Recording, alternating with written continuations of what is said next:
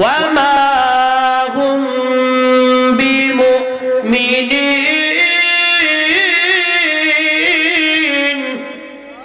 ইয়া রাসূলুল্লাহ, নবী গো, কিছু সংখ্যক মানুষ এসে বলবে আমান্না বিল্লাহ, আমরা আল্লাহকে মানি, নারে তাকবীর আল্লাহু আকবারের স্লোগান দেই, লিল্লাহে তাকবীর আল্লাহু আকবারের স্লোগান দেই, দ্বীন ইসলামের স্লোগান দেই, দ্বীন ইসলামকে মানে, আকিরাতকে মানে।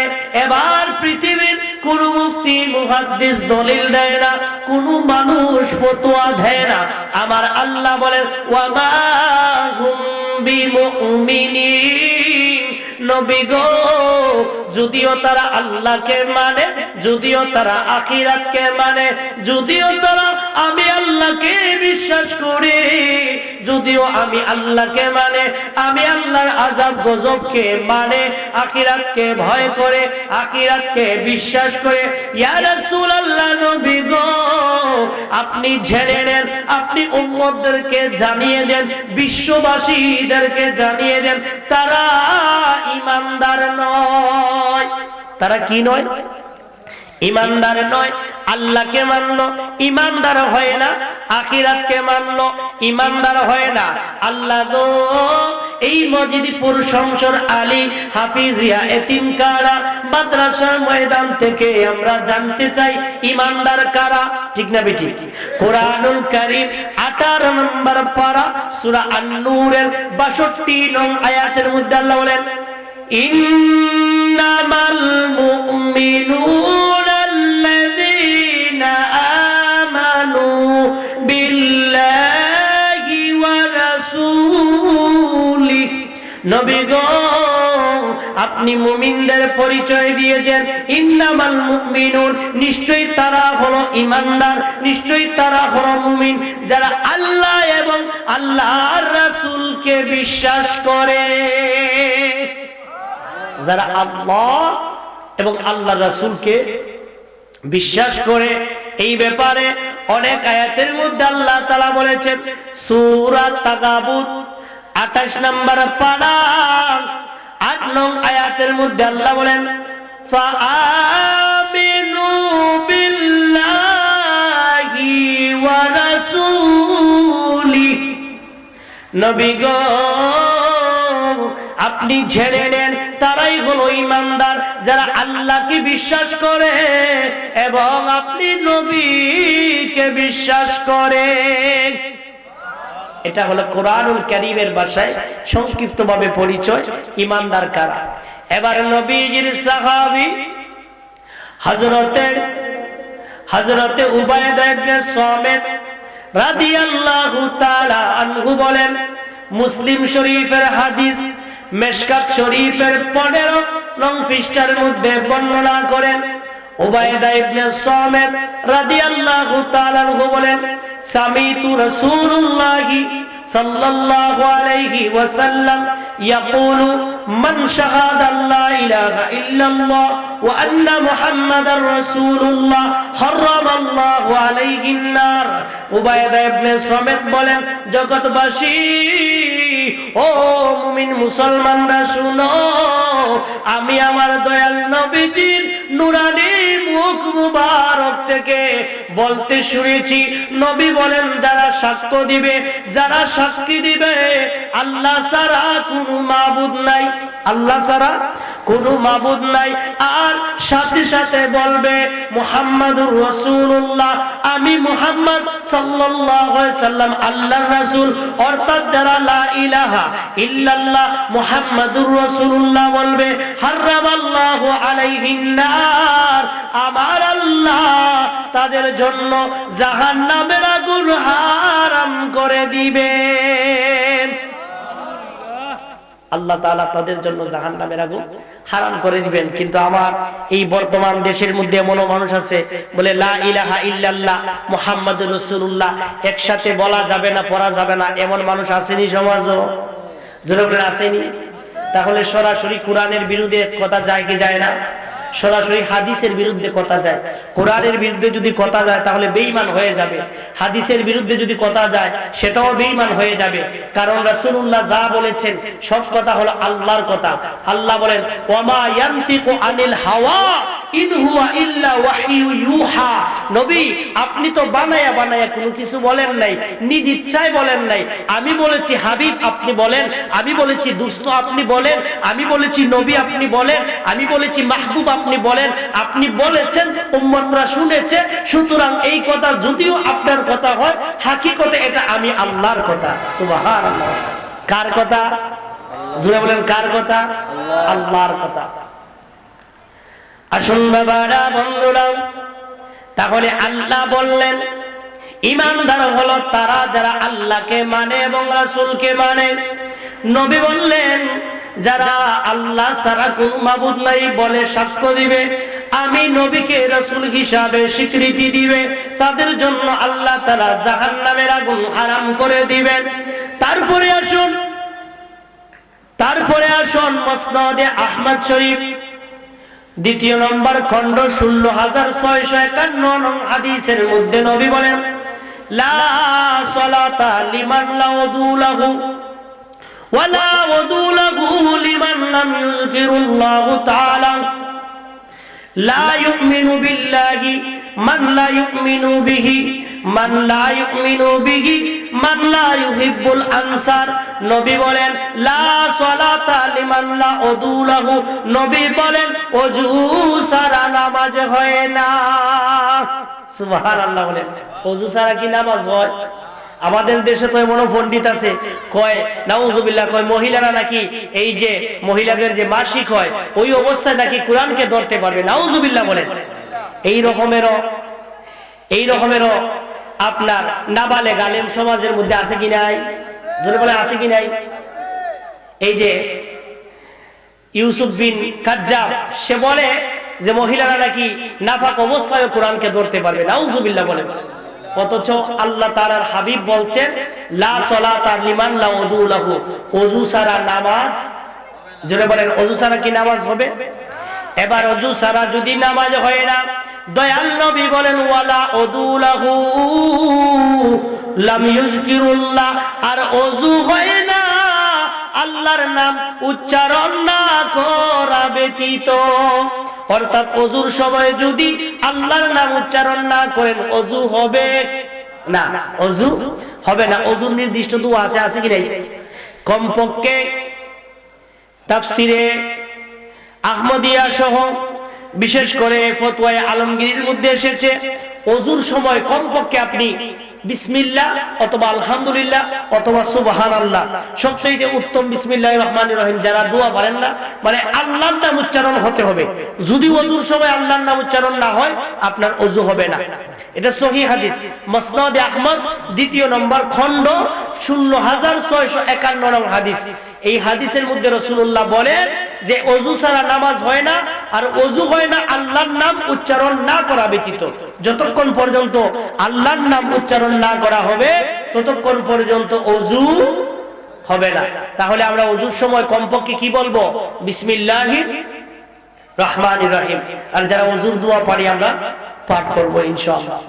আসুন তারপরে দয়াল নবী বলেন ওয়ালাম ইউমিনু বিল্লাহ, আর আল্লাহর প্রতি ঈমান আনা হয় না লাম ইউমিনু বি, যতক্ষণ না আমি নবীর প্রতি ঈমান না আনা হবে। এই জন্য কবি বলেন আল্লাহ মানা নবী মানা নয়, নবী মানলে আল্লাহ মানা হয়। আল্লাহ মানা নবী মানা নয়, নবী মানলে আল্লাহ মানা হয়। একতাটি পৃথিবীর কারণ আমার আল্লাহ কোরআনেতে কয় আল্লাহ মানা নবী মানা নয়, নবী মানলে আল্লাহ মানা হয়, নবী মানলে আল্লাহ মানা হয়। দয়াল নবী বলেন যতক্ষণ না আমি নবীর প্রতি ঈমান না আনা হবে ততক্ষণ রে আল্লাহর প্রতি ঈমান আনা হবে না, আর আমার প্রতি ততক্ষণ পর্যন্ত ঈমান আনা হবে না যতক্ষণ পর্যন্ত না আগা রে পাশানো হৃদয় নবীর জন্য কাঁদলি না। বলেন আগা রে পাশানো হৃদয় নবীর জন্য কাঁদলি না। হায়রে তোমায় সারা দয়াল নবী বেহেশতে যাইবেন না। হায়রে তোমায় সারা দয়াল নবী বেহেশতে যাইবেন না। সুবহানাল্লাহ ওয়ালহামদুলিল্লাহ লা ইলাহা ইল্লাল্লাহ লা ইলাহা ইল্লাল্লাহ লা ইলাহা আরশে নামদার দয়াল নবী বসেন মুদের নয়নে। বলি আসে নামদার দয়াল নবী বসেন মুদের নয়নে। জন্মের মতো দেখব তোমায় প্রাণ থাকিতে দেখতে। বলি জন্মের মতো দেখিব তোমায় প্রাণ থাকিতে দেখতে। সুবহানাল্লাহ ওয়ালহামদুলিল্লাহ ইল্লাল্লাহ লা ইলাহা ইল্লাল্লাহ লা ইলাহা ইল্লাল্লাহ লা ইলাহা ইল্লাল্লাহ লা ইলাহা ইল্লাল্লাহ মুহাম্মাদুর রাসূলুল্লাহ সাল্লাল্লাহু আলাইহি ওয়াসাল্লাম। বাবারা বন্ধুরা আসুন আমি যে আয়াতে কারিমা তেলাওয়াত করেছিলাম কুরআনুল কারীম 9 নম্বর পারা সূরা আরাফের 158 আয়াতের মধ্যে আল্লাহ বলেন কুল নবী আপনি বলে দিন ইয়া আইয়ুহান নাস হে মানব জাতিরা শুনো ইন্নী রাসূলুল্লাহি ইলাইকুম জামিয়া হে মানব জাতিরা শুনো আমি নবী শুধু মুসলমানের জন্য নবী নয়, আমি নবী শুধু আরব দেশের জন্য নয়, সমস্ত মানুষের জন্য রাসূল হিসাবে প্রেরিত হয়েছি। নবী আপনি বলে দেন আপনি সমস্ত মানুষের জন্য রাসূল। আর আল্লাযী লাহু মুলকুস সামাওয়াতি ওয়াল আরদ আর এমন একজন রাসূল আল্লাহ বলেন নবী গো আপনার ক্ষমতা আপনার মর্যাদা আপনার সম্মান আপনার ক্ষমতা আসমানে এবং জমিনে বিদ্যমান। আমার নবীর ক্ষমতা আছে কি নাই? আর আমগো দেশের নাবালেগ আলেমরা কয় লাঠির যেই ক্ষমতা আছে নবীর নাকি এই ক্ষমতা নাই। নাউজুবিল্লাহ বলেন। এই সমস্ত আলেমদের কথা শোনা যাইব কি বলেন যাবে? আমার নবীর ক্ষমতা কেমন? ইসলামের প্রথম যুদ্ধের নাম হলো বদরের যুদ্ধ। কিসের? বদরের যুদ্ধ। বদরের যুদ্ধের মধ্যে মুআজ ইবনে আমর রাদিয়াল্লাহু তাআলা আনহুর হাতের তরবারি ভেঙে গেল। কি গেল? হাতের তরবারি ভেঙে গেছে। এবার সাহাবী ডাক দিয়ে বলে ইয়া রাসূলুল্লাহ নবী গো কেমনে যুদ্ধ করব? কোন তরবারি নাই, আমি এখন তরবারি ছাড়া কেমনে যুদ্ধ করব? দয়াল নবী বলেন এই মুআজ ইবনে আমর ওই যে তাকায়া দেখো একটা মরা খেজুর গাছ দেখা যায়। কি দেখা যায়? মরা খেজুর গাছ দেখা যায়। ওই খেজুর গাছ থেকে একটা ঢাল ভেঙে আনলেন। যেই মাত্র রহমতের নবী দয়ার নবী মায়ার নবী নূর নবীজি এই ডালটাকে হাত মুবারকের মধ্যে নিলেন। মুআজ ইবনে আমর বলেন আমি তাকায়া দেখি সাথে সাথে ওই শুকনা খেজুরের ডাল তরবারিতে পরিণত হয়ে গেছে। নবী বলেন তোমার তরবারি নাই, যুদ্ধ করবা, তরবারি কই পাইবার নেও। এটার নাম হলো আউন। আউন মানে আল্লাহ পাকের সাহায্য। এখন আপনার কাছে আমাদের দেশের আলিম যারা আছে তাদের কাছে যদি একটা লাঠি দিয়ে এখন এটা একটা রড বানান পারবনি? তরবারি তো দূরের কথা, রডও তো বানাইতে পারতো না, পারবে? তাহলে নবীর সাথে তুলনা করা যাবে? কি বলেন, তুলনা করা যাবে? নবীর সাথে তুলনা করা যাবে না। আমার নবী রাহমাতাল লিল আলামিন, মায়ার নবী, দয়ার নবী বলেন, ও আমার নবী রাহমাতাল লিল আলামিন, দয়াল নবী বললেন, ওই সাহাবীর নাম হলো হযরতে ওয়াকাশা। হযরতে ওয়াকাশা রাদিয়াল্লাহু তাআলা আনহু কে বললেন, ওয়াকাশা রে, তোমার যে খেজুরের ডালটা ভেঙে গেছে, নেও ওই ডাল দিয়ে তরবারি দিয়ে যুদ্ধ করো, আর এটাকে যত্নে রাখবা, কারণ এটা হলো আউন, আল্লাহ পাকের সাহায্য। সাহাবীর নাম হলো ওয়াকাশা। আর মুআজ ইবনে আমর আরেকজন সাহাবী, ওই বদর যুদ্ধ শেষে দয়াল নবীর সামনে গেছে, যাওয়ার পরে কয়, নবী গো, আপনি আমার দিকে তাকায়া দেখেন, আমার চোখ দিয়ে পানি পড়তেছে, রক্ত পড়তেছে। আল্লাহু আকবার বলেন।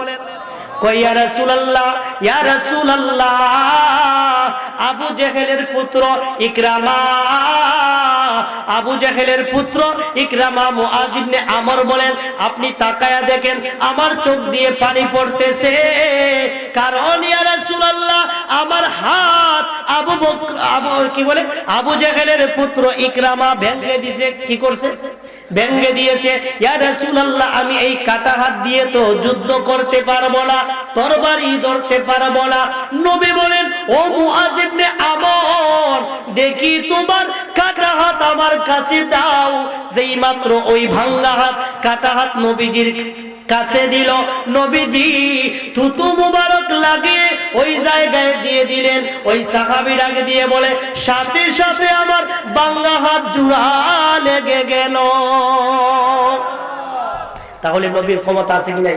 তোমার ক্ষমতা চলে আসমানে, শুধু জমিনে নয়, তোমার চায় মাগরিবি থেকে উল্টো আসর হয়। বাইতুল মুকাদ্দাস ছিল কিবলা সবারই, কাবা কিবলা হয়ে গেল ইচ্ছা তোমারই। আমরা নবীর ভিখারি, আমরা নবীর ভিখারি, ও গো নবী, প্যারা নবী, তোমারই দরবার যেতাই গেলে একবার, যেতে চাই বারবার। দু জাহানে চলে অব তোমার জমিদারি। আল্লাহু আকবার। দু জাহানে চলে অব তোমার জমিদারি, আল্লাহ সব কিছুর মালিক, তুমি বন্টনকারী। আমরা নবীর ভিখারি, আমরা নবীর ভিখারি, ও গো নবী, প্যারা নবী, তোমারই দরবার যেতাই গেলে একবার, যেতে চাই বারবার। দু জাহানে চলে অব তোমার জমিদারি, আল্লাহ সব কিছুর মালিক, তুমি বন্টনকারী। আমরা নবীর ভিখারি, আমরা নবীর ভিখারি। বদর যুদ্ধ শেষে গনিমতের মাল যখন পাওয়া গেল, কিছু সংখ্যক সাহাবীরা এসে বলল, ইয়া রাসূলুল্লাহ, নবী গো, যুদ্ধ করার পরে যুদ্ধের মধ্যে কিছু মানুষ বন্দী হইছে। কি হইছে? বন্দী হইছে, তাদেরকে আটক করা হইছে। ইয়া রাসূলুল্লাহ, নবী গো, তাদের মধ্যে আপনার চাচা ইবনে আব্বাস আছেন। কে আছেন? হযরত আব্বাস আছেন। ইয়া রাসূলুল্লাহ, নবী গো, আব্বাস কেও বন্দী করা হয়েছে। নবী বললেন, ঠিক আছে, চলো আমরা তাদের কাছে যাই। সর্বশেষ সিদ্ধান্ত হলো, যারা বন্দী হয়েছে তাদেরকে মুক্তিপণ নিয়ে মুক্তি করে দেওয়া হবে, তাদের কাছ থেকে মুক্তিপণ আদায় করা হবে, টাকা পয়সা আদায় করে তাদেরকে বন্দী থেকে মুক্ত করে দেওয়া হবে। এক এক করে সবার কাছে গেলেন, সবাইকে বললেন, এই পরিমাণ তুমি দিতে হবে, এই পরিমাণ দিতে হবে। কাউকে 20 উকিয়া, কাউকে 30 উকিয়া, কাউকে 40 উকিয়া। সর্বশেষ হযরতে আব্বাস রাদিয়াল্লাহু তাআলা আনহুর কাছে গেলেন, গিয়ে বললেন, চাচা গো, আপনি এসেছেন আমার সাথে যুদ্ধ করার জন্য। চাচা গো, এখন তো আপনি আমাদের কাছে বন্দী হয়ে গেছেন, আমরা চাইলে আপনাকে এই মুহূর্তে মেরে ফেলতে পারি, কিন্তু পারবো না। আমরা মানবতা দেখাবো, আপনি যদি আমাদেরকে মুক্তিপণ দিয়ে দেন তাহলে আপনি মুক্তি হয়ে যাবেন। কয়, বাতিজা কি পরিমাণ মুক্তিপণ দিব? কয়, চাচা সবাই দিছে 10 উকিয়া, 20 উকিয়া, 40 উকিয়া, আপনি দিতে হবে 80 উকিয়া। আল্লাহু আকবার বলেন। চাচা ডাক দিয়ে কয়, আব্বাস রাদিয়াল্লাহু তাআলা আনহু ডাক দিয়ে বলেন, এটা কেমনে সম্ভব? আমি এত টাকা কই পাবো? আসার সময় তো আমি 10 উকিয়া আবু জেহেল দিয়ে আইছি। কারে দিয়েছি? আবু জেহেল দিয়ে আইছি। আবু জেহেলের চান্দা উঠাইছে নবীজির সাথে যুদ্ধ করার জন্য। নাউজুবিল্লাহ বলেন। নবীজির সাথে যুদ্ধ করার জন্য কি উঠাইছে? চান্দা উঠাইছে। আমি এখানের মধ্যে চাঁদা দিছি 10 উকিয়া, এখন আমি কিভাবে 80 উকিয়া দিব? নবী বললেন, চাচা গো, আপনি কি এখনো আমাকে চিনেন নাই? চাচা গো, আপনি আসার আগে আমার চাচি উম্মে ফজলের কাছে 80 উকিয়া রেখে এসেছেন। ইবনে আব্বাস কয়ে, চাচা বাতিজা, আল্লাহ ছাড়া আর আমি ছাড়া আর আমার স্ত্রী ছাড়া কেউ এই ব্যাপার জানে না, তুমি জানলা কেমনে? আল্লাহু আকবার বলেন। আমাদের দেশের কিছু গণ্যমূর্খরাও কয় নবী নাকি জানে না, বলে কি বলে না? আল্লাহ তাআলা কুরআনুল কারীমের মধ্যে 11 নম্বর পারা সূরা তাওবার 104 আয়াতের মধ্যে আল্লাহ বলেন, ওয়া কুল ই'মালু ফাসায়ারাল্লাহু আ'মালাকুম ওয়া রাসূলুহু ওয়াল মুমিনুন। আল্লাহ বলেন, ও আমার বান্দা বান্দীরা, তোমরা যে আমল করো, তোমরা যে কর্ম করো, ওই কর্ম আমি আল্লাহ দেখি, আমার রাসূলও দেখেন এবং আমার ওলিরাও দেখেন। দেখেন কি দেখেন না? কুরআনুল কারীমের মধ্যে 26 নম্বর পারা সূরা হুজুরাতের মধ্যে আল্লাহ তাআলা বলেন, ওয়া'লামু আন্না ফীকুম রাসূলুল্লাহি, যে আমার রাসূল তোমাদের মধ্যে বিদ্যমান। আর আল্লাহর নবী মিশকাত শরীফের মধ্যে বলেন, ফাআল্লিমতু মা ফিস সামাওয়াতি ওয়াল আরদ। নবী বলেন, এই আসমান এবং জমিনের যত প্রকারের জ্ঞান, যত প্রকারের ইলম আছে, সবগুলো আমাকে আল্লাহ দান করেছেন। এই জন্য আল্লাহ কুরআনুল কারীমের মধ্যে সূরা আত-তাকবীর 30 নম্বর পারা 24 নং আয়াতের মধ্যে বলেন, ওয়া মা হুয়া আলাল গায়বি বিদানিন। নবী গো, ও মায়ার নবী, দয়ার নবী, আমি আল্লাহ আপনাকে এমন ইলম শিক্ষা দিয়েছি, এমন জ্ঞান দান করেছি, এমন গায়েব দান করেছি, নবী গো, আপনি গায়েবের খবর দিতে গিয়ে কৃপণতা করবেন না। কি করবেন না? যেমন আমাদের দেশে টাকার পরেও যে দান করে না তারে কয় কিফটা। কথা বলেন ঠিক কি না? তারে কৃপণ বলে, কিপটা বলে। নবী বলে, নবীকে আল্লাহ বলছেন, নবী গো, আপনি কৃপণতা করবেন না। এর মানে বোঝা গেল আমার আল্লাহ নবীজিকে পরিপূর্ণ জ্ঞান দান করেছেন, পরিপূর্ণ ইলমে গায়েব দান করেছেন। আসুন নবীজির সাহাবী হযরতে সাওবান রাদিয়াল্লাহু তাআলা আনহু থেকে মুসলিম শরীফের হাদিস মিশকাত শরীফের 512 নম্বর পৃষ্ঠার মধ্যে বলেন, হযরতে সাওবান রাদিয়াল্লাহু তাআলা আনহু বলেন, দয়াল নবী বলেছেন, ইন্নাল্লাহা যাওয়ালিয়াল আরদ ফারাআইতু মাশারিকাহা ওয়া মাগরিবাহা। নবী বললেন, ও দুনিয়ার মানুষ, তোমরা শুনে রাখো, আমার আল্লাহ আমার জন্য পৃথিবীটাকে এত ছোট করে দিয়েছেন, আমার জন্য পৃথিবীটাকে এত সংকুচ করে দিয়েছেন। আমি নবী পৃথিবীর পূর্ব থেকে পশ্চিম পর্যন্ত যা কিছু আছে সব কিছু দেখতে পারি। আরে কোন পাগল বলে নবী গায়েবে জানে না, এলেমের সাগর গো তিনি শাহে মদিনা। কোন পাগলে বলে নবী গায়েবে জানেন না, এলেমের সাগর গো তিনি শাহে মদিনা। আরে কোরআন হাদিস পড়লেই শুধু আলেম তো হয় না, নবীর প্রেমের মজনু যারা তারাই মাওলানা, নবীর প্রেমে মজনু যারা তারাই মাওলানা।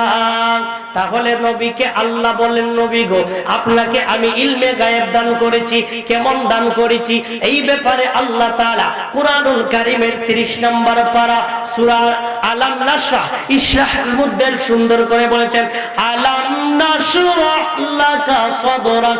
নবী গো আমি আল্লাহ আপনার বক্ষকে, আপনার বক্ষ মুবারককে, আপনার হৃদয়কে প্রশস্ত করে দিয়েছি। কেমন প্রশস্ত করে দিয়েছেন? নবী বলেন আমি নবী যখন জমিনের দিকে তাকাই, সাত জমিনের নিচে কি আছে, তার নিচে কি আছে, সব কিছু আমি নবীর কাছে আয়নার মতো বেশে উঠে। নবী বলেন আমি যখন আকাশের দিকে তাকাই, আমি যখন আকাশের দিকে তাকাই, সাত আসমান বেদ করে আরশ মোল্লা যা কিছু আছে লামাকাম সব কিছু আমি নবীর সামনে বেশে উঠে। এই জন্য দয়াল নবী বলেছেন আনা মাদিনাতুল ইলমি ওয়ালিউম বাবুহা। নবী বলেন আমি নবী হলাম এই পৃথিবীর যত প্রকার জ্ঞান আছে রে, সমস্ত জ্ঞানের শহর। আর হযরতে আলী, মাওলা আলী হলেন ওই শহরে প্রবেশের দরজা। হযরতে আব্বাস বলেন চাচা তুমি কেমনে জানলা? কয় এখনো কি তোমার বিশ্বাস হয় না আমি নবী? কয় আমার বিশ্বাস হয়, আর দেরি করব না। আমি এখানে আসার আগে, আমি বদর যুদ্ধে আসার আগে তোমার চাচি উম্মুল ফজলকে বলেছিলাম আমি যদি মারা যাই আমার সন্তানকে লালন পালন করার জন্য এই টাকাগুলো রেখে গেলাম, এই 80 উকিয়া রেখে গেলাম। আমি মারা গেলে তাদের ভরণ পোষণ করবা, তাদেরকে মানুষের মতো মানুষ বানাইবা, লেখাপড়া করাইবা। আমি যদি মারা যাই ওই টাকা দিয়ে তোমরা বাকিটা জীবন চলবা। চাচা গো এটা কেমনে তুমি জানলা? কয় আমি নবীর কাছে আমার আল্লাহ কোনো কিছু গোপন রাখেন না। হযরত আব্বাস ডাকে দিয়া কয় বাতিজারে আর দেরি করিও না, এই মুহূর্তে আমাকে কালিমা পড়ে মুসলমান বানায়া দাও। আসুন বাবারা, ইসলামের দ্বিতীয় যুদ্ধের নাম হলো উহুদের যুদ্ধ। কিসের যুদ্ধ? উহুদের যুদ্ধের মধ্যে দয়াল নবীজি দুইটা দান্দান মুবারক শহীদ হয়েছে।